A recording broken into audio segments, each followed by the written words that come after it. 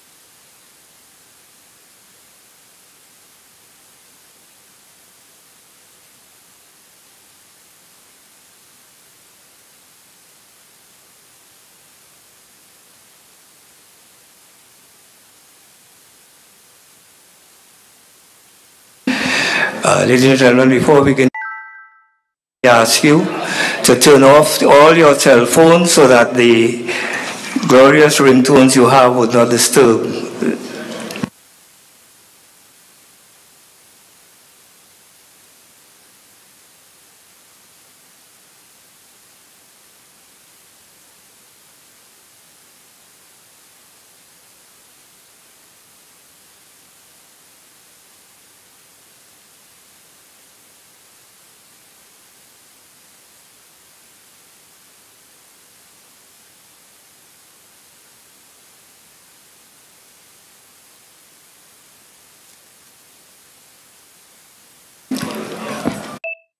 Good evening and welcome to the press conference at the end of the 30th Inter-Sessional meeting of the Conference of Heads of Government of the Caribbean Community. To bring the international, national, regional community up to date on what took place over the last 2 days, we have the Chairman of the Conference of Heads of Government, Dr. the Honorable Timothy Harris, the Prime Minister of St. Kitts and Nevis, the Honorable Kamina Johnson-Smith, the Minister of Foreign Affairs and Foreign Trade of Jamaica, and the Secretary General of the Caribbean Community, Ambassador Erwin LaRocque. Prime Minister Harris will open with a statement.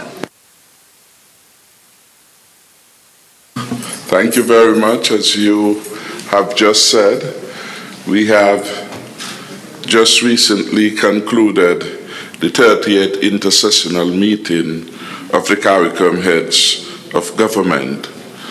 We have been at this meeting over the last 2 days, and it has been intensive and extensive work on a wide array of matters of interest to the people of the region. We believe that our meeting has been a good success and that the momentum and the renewed interest that has been generated in the integration movement, that momentum continues. For instance, all member states participating in the CSME have now signed the protocol on contingent rights. 9 countries have agreed to apply provisionally the protocol. This means that the nationals of those countries, their spouses and dependents, will benefit from additional rights, such as primary education, when they move from one member state of the community to another. One member state of the community to another. We have also reached agreement on a protocol to deal with public procurement that would open the regional market for goods and services procured by public entities. 2 countries signed this agreement during the course of the meeting. The issue of blacklisting occupied our attention given the deleterious effect on the economies of many of our member states. We view the EU's approach to tax good governance as an infringement of our sovereignty, coercive and harmful to the future of a key economic sector in CARICOM, without the EU providing any empirical evidence of instances of tax avoidance. We have devised a multi-dimensional strategy to both protect our sovereignty and safeguard our relations with one of our major partners in the European Union. We have also asked the EU to cease the blacklisting of CARICOM states, to cease with the blacklisting of CARICOM states which have already made commitments to reform their tax structures in good faith. Our discussions on the situation in Venezuela resulted in a statement which is attached to the communiqué. And this statement sets out our position and actions in going forward to attempt to assist in resolving the difficult situation which pertains in the Bolivarian Republic of Venezuela. We also discussed the situation in Haiti and issued a call for all stakeholders to put the national interests and the well-being of the people of Haiti above all else. In that regard, we are urging that they prioritize dialogue and settle the differences peacefully. There were excellent discussions with the President of Estonia and both sides agreed to continue to explore areas of cooperation in information and communication technologies and e-government. Estonia, of course, is a success story in the application of ICTs.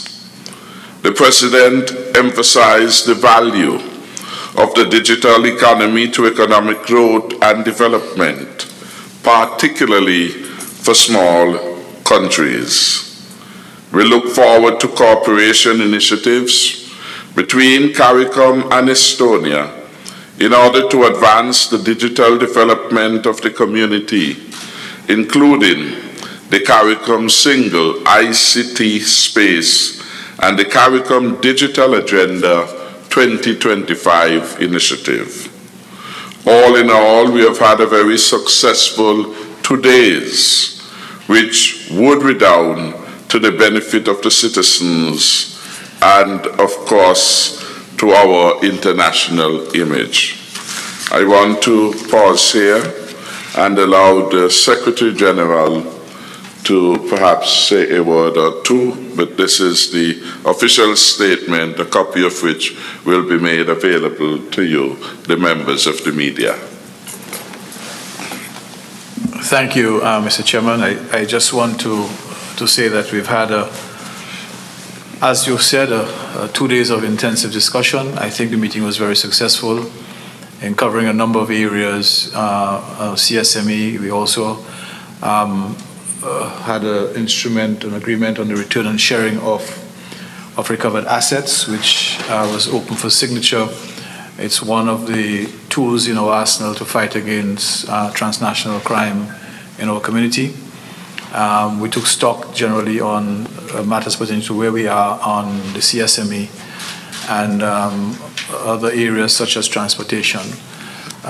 So we had a very comprehensive discussion on all of these various areas. And we have a communique which is being issued momently, and you will see what we have declared in our communique. Thank you, Chair. Thank you. We are now open for any questions. And please, when asking your question, state your name and the agency you represent. I want to recognize colleague Prime Minister of St. Vincent and the Grenadines, Comrade Ralph Gonzalez, who is here.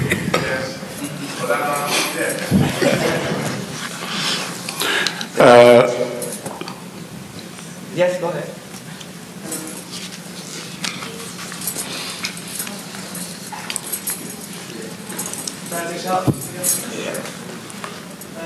Given that all of these summits, I'm Dr. Patrick from Whitby.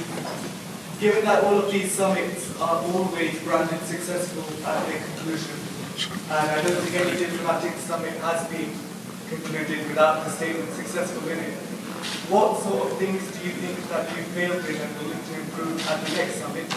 And I can give you one to start off with. I think the failure to address the India and Pakistan issue, which is very recent and very important in the global climate, it undermines a lot of what CARICOM aims to achieve. So where have you failed at this summit? What was unsuccessful? What was unproductive? And will you issue a statement on your position on the ongoing conflict in India and Pakistan? Thanks. Thank you. I think we attempted at this meeting to discuss a number of issues that were listed on our agenda. And because this was a gathering of CARICOM, the emphasis was on matters that were of particular interest to the people of the CARICOM community at this time. Certainly, other items could have been added on this agenda, but there's a limited time. And so we went through the normal processes that would allow for an agenda like this to be determined. The agenda, as came to the conference heads, was properly attended to, and it reflected the priorities that came through the various councils that determine and that makes recommendation to the matters that will go towards the heads. Les Roy Williams, St. Kitts and Nevis Information Service.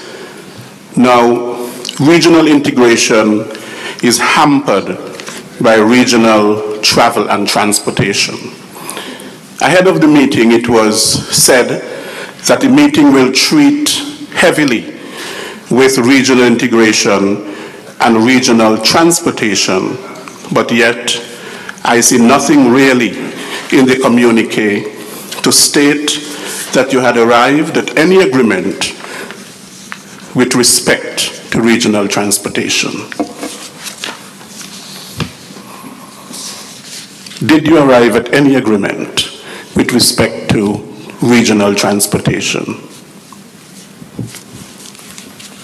We discussed several matters under the rubric of regional transportation, both in relation to air, both in relation to the ferry service. And those are matters that continue to be active. We have discussed certain follow-up matters in relation to each of these. It wouldn't be normal that every matter discussed in any meeting find its way in a communique. We did say that transportation was one of the issues. The answer is yes. We had long discussions on transportation in caucus, in plenary, and they continue to be a work in progress. The SU, I don't know if you wish to add any further detail. Chair, I think you're quite right. We looked at some issues. How could we improve on transportation? The Multilateral Air Services Agreement, a number of our member states signed on to it. The community of the COIP is the principle that one would seek to negotiate regionally on airspace. We looked at that as well. These are discussions. We mandated that further work be done in those areas. And as you rightly mentioned, we have taken a look once again at the possibility of improving maritime transportation, but much more work needs to be done in those areas. And we've set in train a course of body of work to get those areas attended to, with the aim of having some sort of progress towards the end of this year. Thank you. Thanks.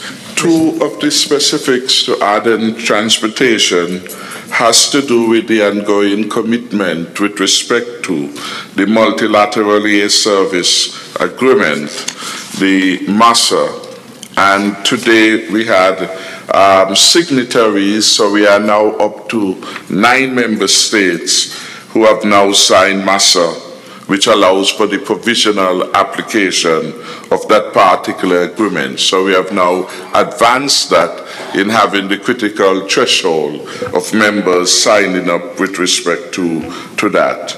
We also agreed in principle to a need to review our domestic and other charges as they apply to air transportation, and of course to simplify and streamline relevant tax structures that may have a negative effect on the demand for and provision of air transportation services.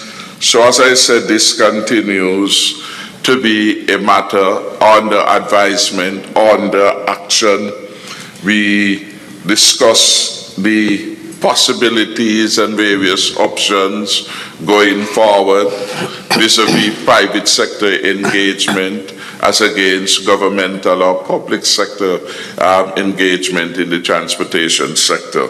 We are committed by and large to deliver a competitive transportation industry to the region and to ensure that in order to boost and facilitate the CSME, the free movement of people and goods, that the transportation would be affordable. There's no magic bullet because the aviation space and industry, that continues to evolve, and we have to look at those dynamics.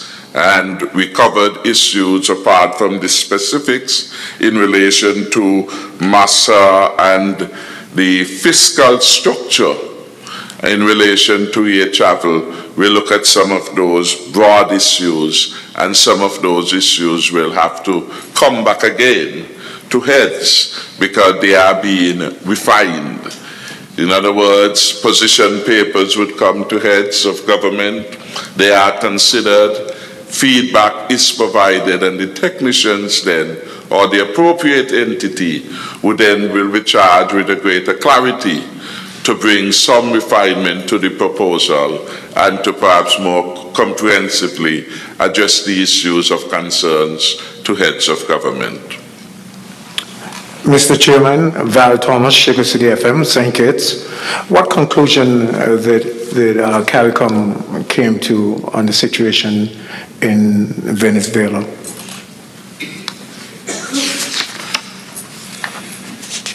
In relation to the matter of Venezuela, I think we outlined again the principles that have undergirded our involvement in the matter at hand. And for the record, we have always put forward the view that the people of Venezuela must be allowed to decide their own future in accordance with the principles of the United Nations Charter. And some of those critical principles that have formed the basis on which we have put forward our prescriptions include the principle of non-intervention, non-interference, the prohibition of the threat or use of force, respect for the rule of law, human rights, and democracy. And so that provides the platform on which we have put forward various initiatives, including the initiative that there must be dialogue between the critical actors in Venezuela to make a determination as to what kind of future would satisfy the expectations of the people of Venezuela. So that continues to be our position. We have a reaffirmation of that particular approach by the member states, which provide the basis for continuing engagement with all parties who are interested in seeing a resolution of the crisis in Venezuela. Good evening, everyone. German Abel of WinFM. Two quick questions. One, back to air travel. Is there any specified time frame when CARICOM as a body, leaders come together, we can actually see concrete resolution being passed to sort or fix the problem of air travel, sea travels within the region? On the issue of LIAT, the LIAT Pilots Association is saying that they're concerned rather about job loss, job cuts due to quote-unquote budget cuts.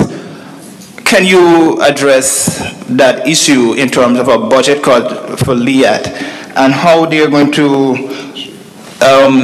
we were told that CDB is basically pressing for payment of their existing loans of $60 million, and the regional leaders are the ones who have to foot that bill, or not regional leaders rather, but the shareholder governments of LIAT are to foot that bill. Can you guys address that issue, as well as what's the conclusion with regards to corresponding banking?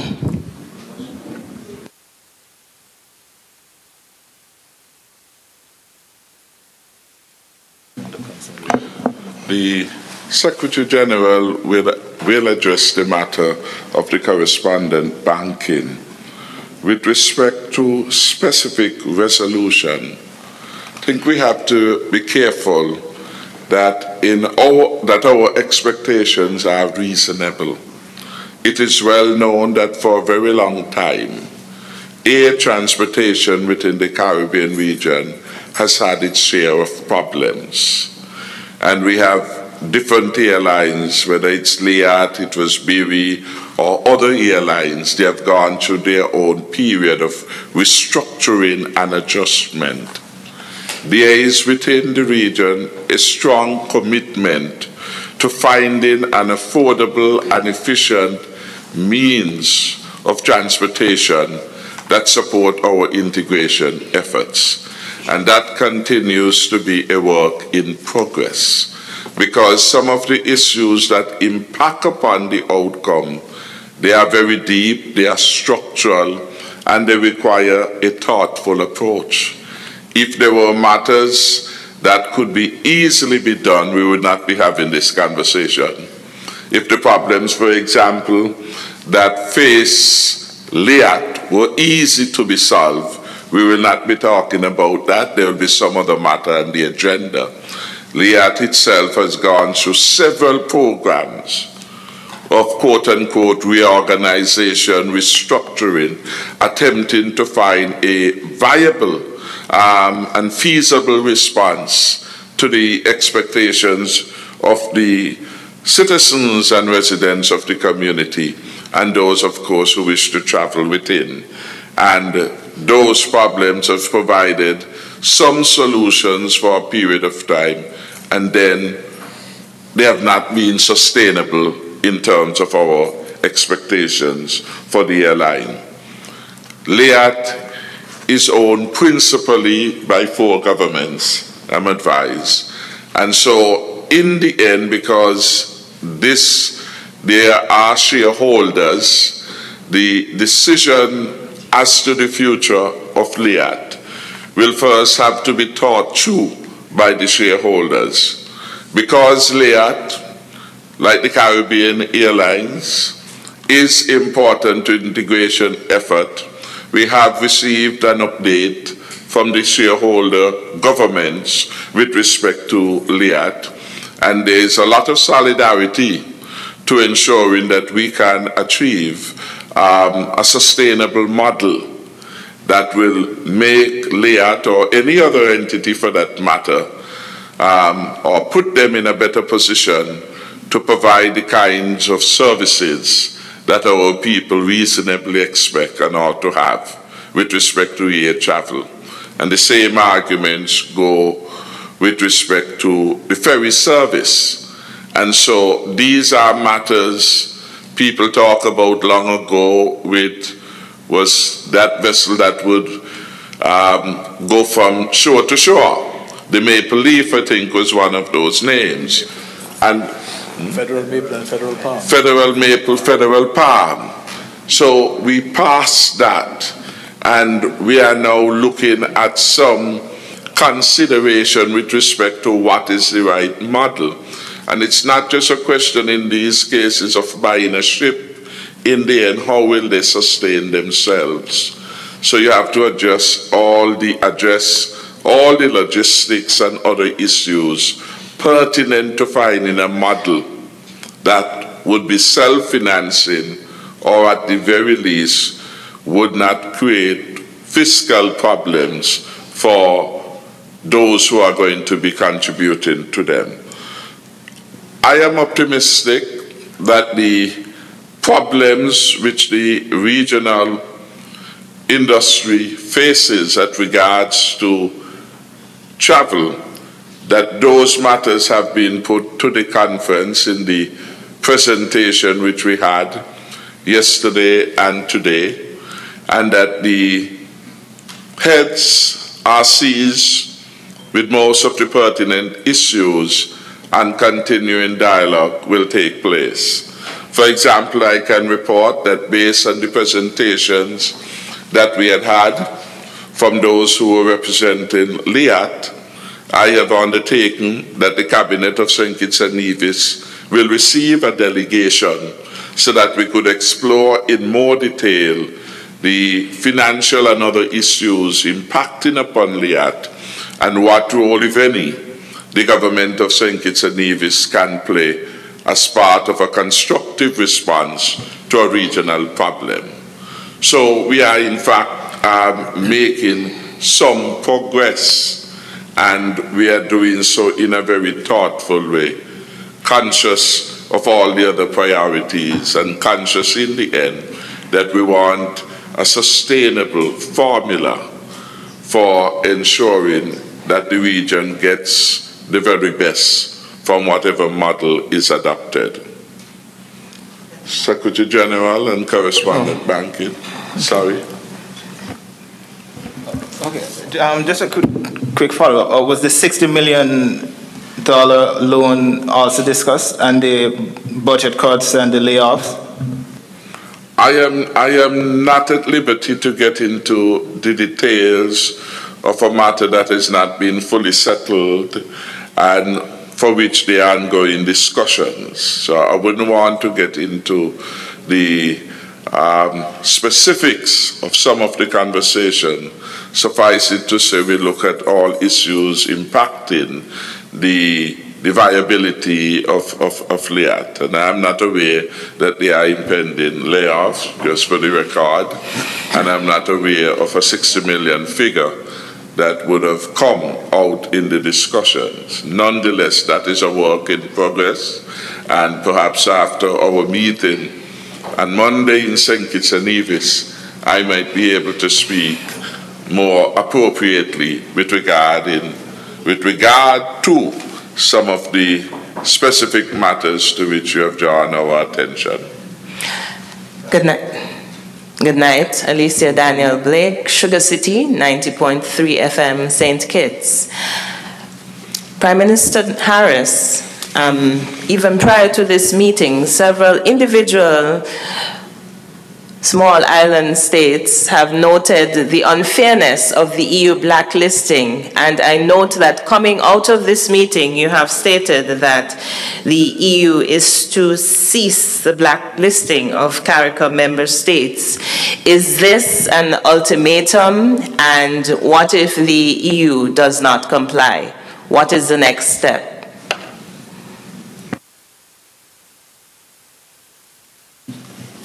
Secretary General. We had extensive discussions on the issue of blacklisting.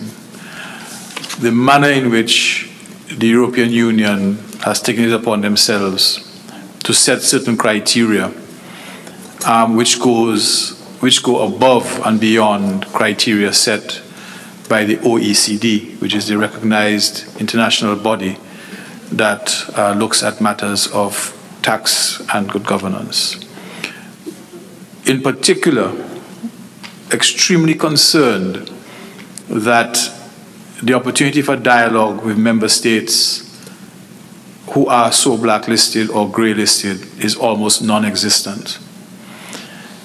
We feel that it is significant overreach into the sovereignty of member states, and we go so far as to consider it, especially for those member states whose economy relies heavily on the revenue derived from the international business sector, an assault on the economies of these countries.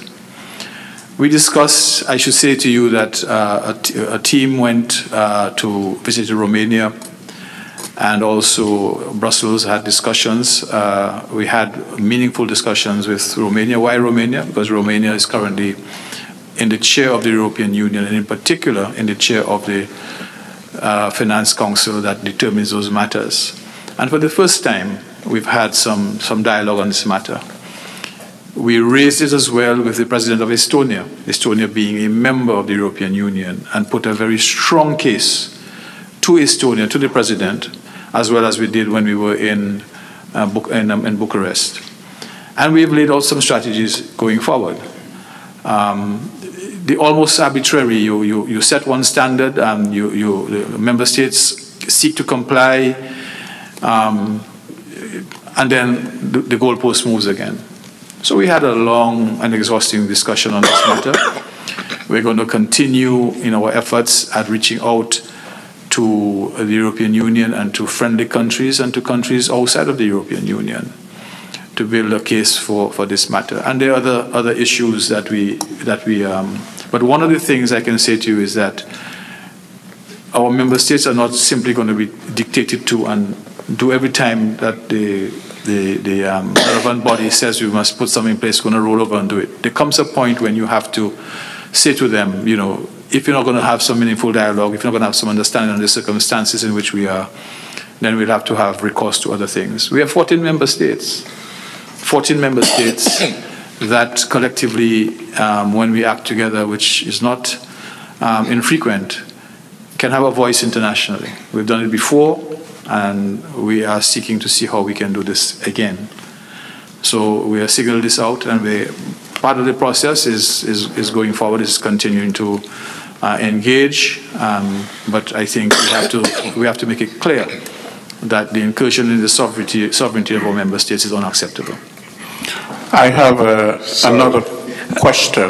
I would just want to add, with respect to the blacklisting, it is important for us to understand that the blacklisting of countries impact negatively on the risk profile of countries, and it does in fact reputational damage.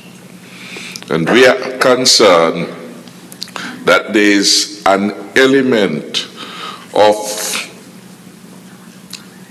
irregular behavior in the process by which member states, or any country for that matter, could be blacklisted under the EU system.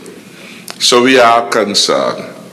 We do not think that it has the appeal of a democratic process, of a consensual process, and we take exception to that matter. And there is always, each time there is one problem, that problem is addressed. By the next time the EU comes around, there's a second and a third problem. So the goalpost keeps shifting in a way that makes management of the industry difficult and creates uncertainty. There's an even more significant challenge, because the EU perhaps is one of the largest bloc of countries making up the OECD. The OECD is accepted as the body that will internationally determine issues of tax transparency and compliance issues. We have within the community member states that have been already adjudged and evaluated to be largely compliant, which is one of the best designation rating that one could have out of the OECD system. And then you have the EU will come. Because let's face it, the USA doesn't have a better rating than largely compliant. Few countries of the world have any rating higher than largely compliant.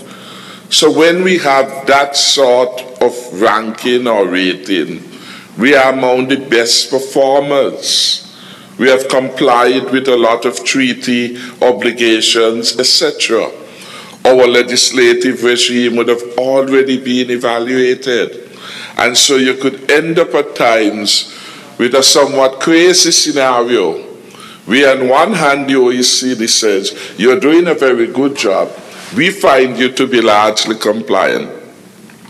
And the EU, that is part of that through its own membership in the OECD, comes up with its own scorecard and says, well, basically, we want to blacklist you because you are not complying on some issues related to tax good governance.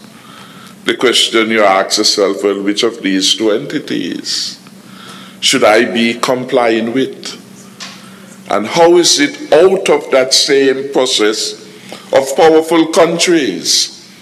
Because the OECD countries are the most successful economies in the world that are part of that grouping. And in that grouping, a significant number of them are EU member states. So you're good for one, not so good for the other. And you see the sort of confusion when you're having these differing evaluations. When we have accepted And what is accepted globally is the OECD mechanism. So the OECD is the legitimate body, if you will. Some elements of the OECD said to themselves and to us, whatever happens there, we have our own criteria. And we are doing something different. And that pressure is being brought to bear on countries. We find that there is something capricious and irregular about that particular process. And we question the jurisdiction of the EU to take those kinds of punitive measures, because that is what is boiled down to. Unfair, harsh, and punitive treatment of member states. And so we have signaled that we find it unacceptable, and we have asked for a change of action. We will, through our own lobbying efforts and outreach, attempt to reach reasonable minds in the EU community and to ask them to share solidarity in doing the right thing, and to find a process that could stand the test of time, that is credible and which is sensitive to our own challenges at this particular moment in time. Thank you, Prime Minister. And that will bring us to the end of this evening's press conference.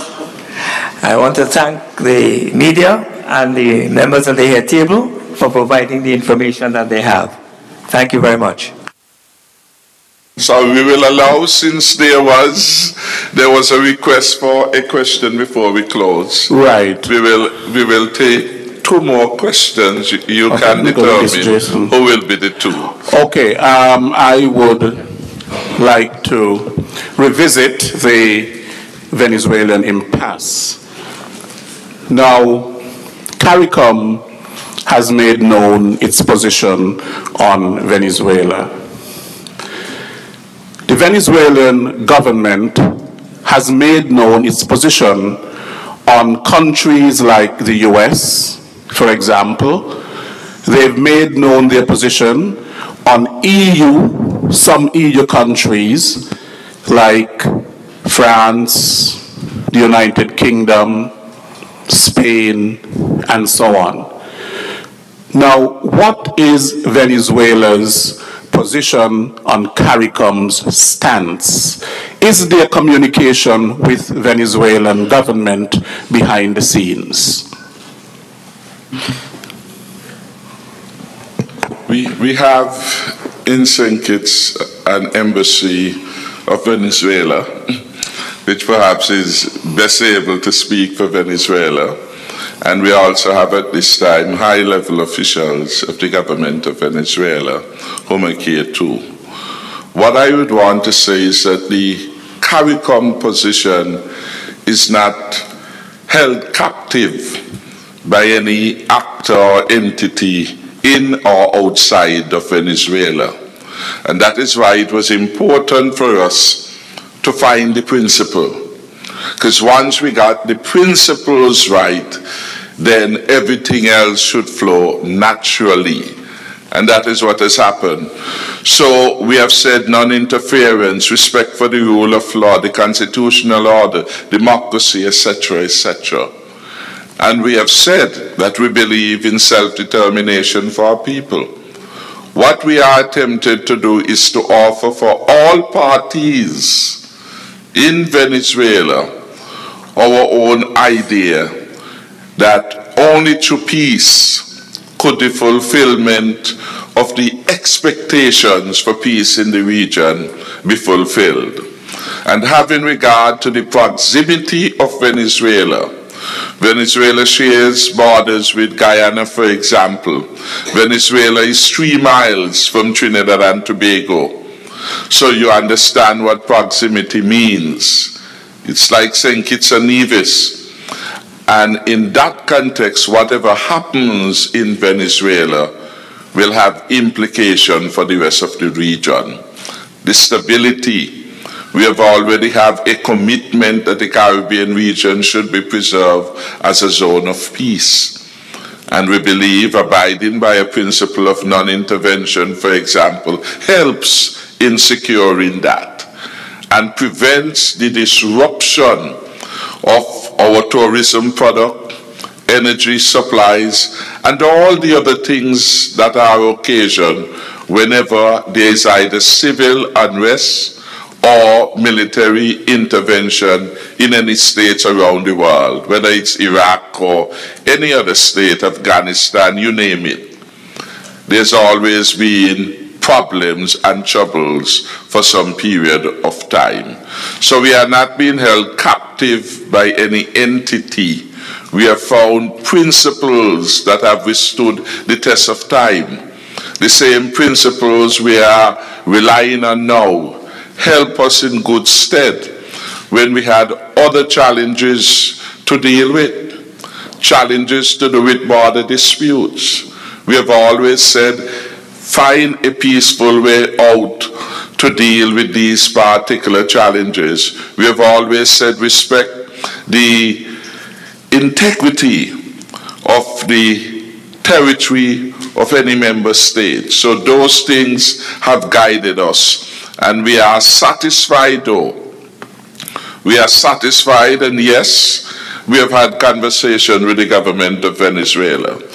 And yes, we are wanting to have conversations too with the other forces, the guided team in Venezuela, because we have been putting forward through the Montevideo processes and other on our own, the notion that we have to bring parties to the table. We believe that is the best that the international community can do. In the end, when rational minds get to the table, they will determine the next step. From the Montevideo process, we say dialogue, negotiation, because that's what you come to the table to do. Recognizing what is at stake for the parties, for the country, for the people, for the region. So, dialogue, negotiation, commitment, and implementation. We, along with Uruguay and Mexico, had established this four-pronged process that we think could lead to a peaceful outcome. And we are happy that several other entities are now saying that you need to have a pathway. What will they do when they get to the table? That is a matter for the protagonists in Venezuela to make a determination. We have drawn on our own experience in St. Kitts and Nevis. In 1993, we had quote-unquote confusion after the election results produced a 4-4. There were demands that the government should go back to the polls to settle it, because you had an equality of seats in St. Kitts, 4-4, and you had a case where the opposition party then had a majority, I think, of the popular votes. What happened? Reasonable actors in the society demanded eventually that there be a coming together of the political parties.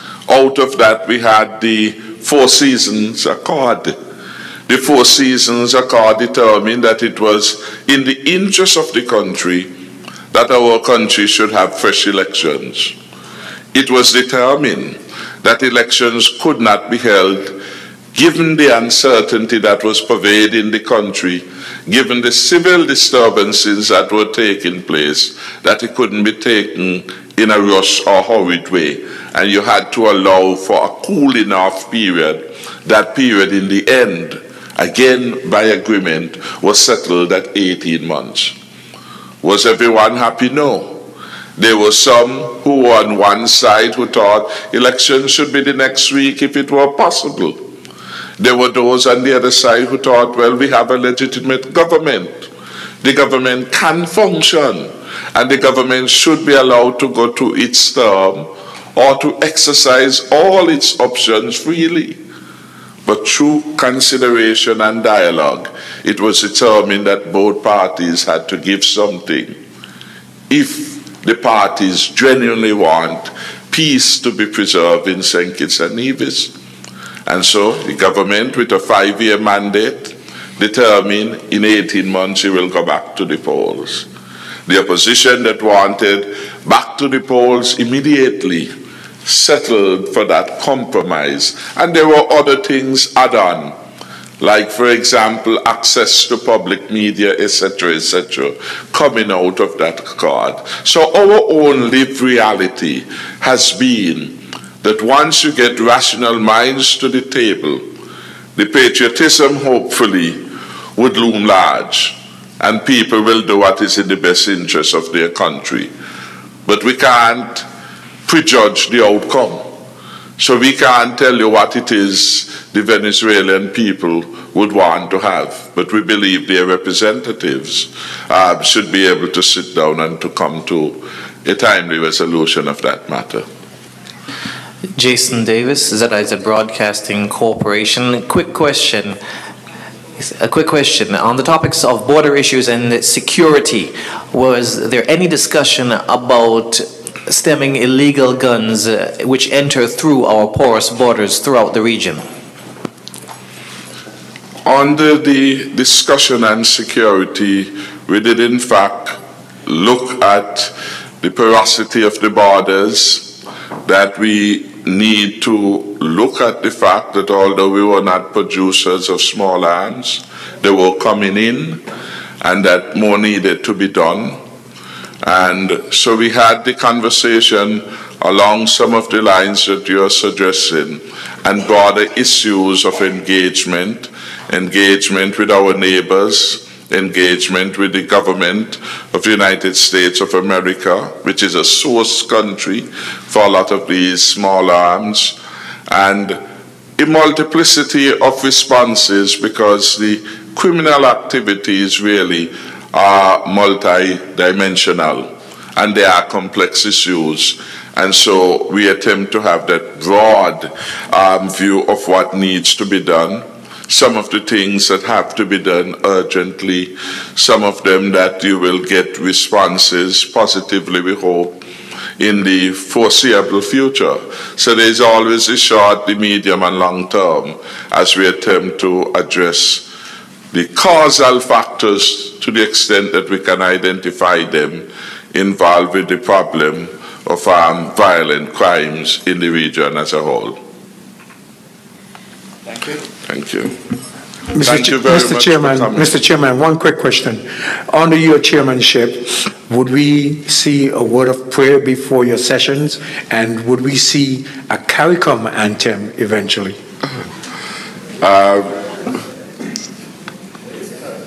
There is, in fact, a CARICOM anthem. We are reminded, and perhaps we need to play it more often at the beginning and at the end of our meetings, so that become more familiar. The matter of prayer, really, I think within the region there's a commitment to prayer and the value of that, and it is something I am sure there is no objection to in terms of the CARICOM gatherings. But the Secretary General is the man on whom we must rely for some advice in this. Estri, you have a problem with prayer? We are a multi-faith community. That's all I will say to you. And we have to recognize we are a multi-faith community. So however we praise our Lord, it has to be within the context of a multi-faith community.